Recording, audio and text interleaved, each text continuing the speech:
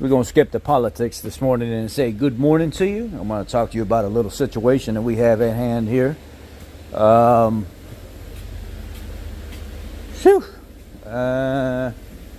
at this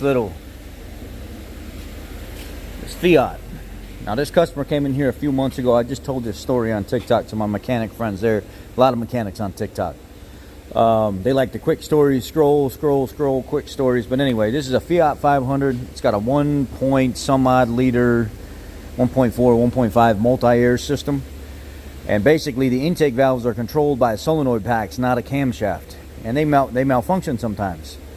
This vehicle came in here with a check engine light on, where the customer had went to like Advanced Auto Parts, and they ran the codes, told him that, you know, one of the cylinders is misfiring. Then he goes to another shop. They say, yeah, one of the cylinders is misfiring. Could be a tune-up, could be this, could be that. Well, then he said, the guy at the other shop says, I don't work on those Fiats and stuff like that, though. Even though I looked at it for you, I think you need to go over here to these people's shop, which is us. We work on these. We work on anything, really. But we're not as familiar as we should be with the multi-air system. So we did some research and stuff on it. We couldn't find anything wrong with it. Car was running great while it was here. Then all of a sudden, you know, customer says, check engine light's on, but everything runs good. I don't know. So we're like, okay, let us look into it a little bit. So we start looking into it. We start going over maintenance items and stuff like that. Pull spark plugs out of it. Spark plugs look bad, and we said, look, we can't find nothing. We cannot find anything on this. Maybe you could, maybe we could do the tune-up on it, and then you could drive it. Well, he interpreted that as that's 100% going to fix his problem, even though the maintenance had been neglected on the spark plugs, and we couldn't really find anything. We were honest. So he assumed that putting spark plugs in it would fix his problem, and the check engine light would not come back on anymore, even though everything was running fine. So he took the vehicle, said everything was running great for a couple months. Now he's back. Check engine light back on again. Says everything seems to be running fine, but the check engine light's back on.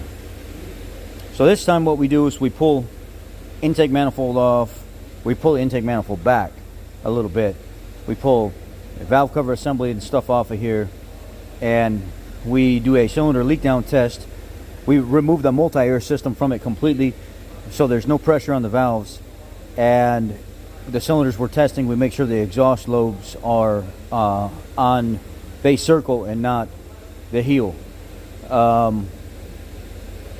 Or on the top of the egg, whatever you want to call it. So it's on base circle, nothing pushing on the valves at all.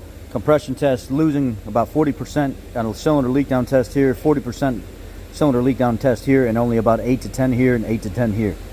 So these two cylinders here, I can hear it, and you can put your hand by the intake manifold just pumping out. So something leaking past the valves, or there's some kind of crack or something in these two cylinders here. It's causing the car to run a little bit rough. Try to explain it to the customer. Try to let him know what's going on, that this is what we found. He ain't having it. Oh, there ain't no way. There ain't no way. Fiat would have never sold me a car like that needed an engine. I bought it used, and it was supposed to be used in good shape. They would have never sold me that. They would have never done that.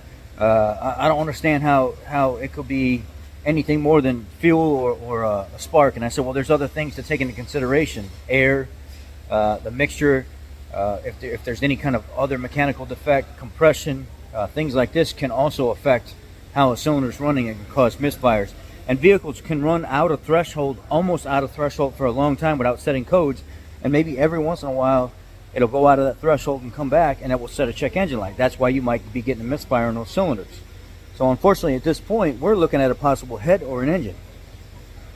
The guy says, oh, there ain't no flipping way, no flipping way. And he's cursing up a storm and swearing at us and everything else, and swears that we're making this stuff up. So he says, put it all back together, put it all back together. I'm taking it to the Fiat dealership.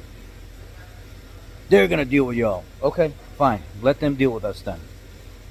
In a situation like that where a customer refuses to pay for anything and they just want to come pick up their car and they want to leave, what do you guys do?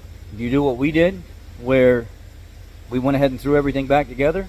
And I'm at the point now where, because this customer was so belligerent to me and not wanting to listen to what I have to say about what could cause misfires, and he's going to tell me what causes a misfire, I'm at the point now where I'm just, ready to tell him, here's your money back for the tune-up that we did before. We just need to part ways with you as a customer, because you just really don't want to listen to anything we have to say. So it's not a good relationship for us. In a situation like that, what would you guys do to handle that type of customer? Let me know.